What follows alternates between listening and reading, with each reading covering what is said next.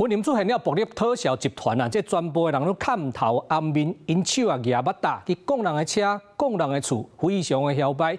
这暴力讨销集团是靠放动力来赚钱的，要求借钱的被害人签本票，这利息真悬。一旦对方无法度还钱，就冲去对方的厝内暴力威胁、恐吓因来行销。 监视器翕到一台轿车停伫门口，5个后面人士陆续落车，其中一人规个头包起来，牙关啊入去人的前庭。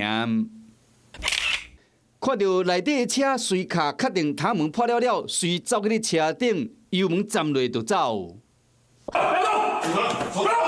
婚姻法院分告拍一个暴力讨销集团，兵分道路去抓人。警方排获其中一个嫌犯所住的所在外口，司机一脚冲入门，嫌犯困到一半红吵精神，看咧走袂去啊。警方调查，这个犯罪集团拢放动来要求被害人来签本票，若是对方无在调刑，就以人数优势，透过卡厝、卡车等等暴力手段，逼被害人爱还钱。案于5月4号清晨兵分多路，共同执行搜索、拘提等行动，顺利查获张姓范闲等9名范闲到案。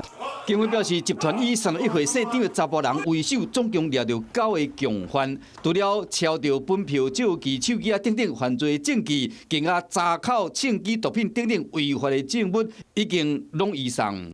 Hello， 我是蒋欣梅。想要抢先掌握最及时的新闻资讯吗？赶快订阅、按赞、开启小铃铛，锁定华视新闻 YouTube 频道。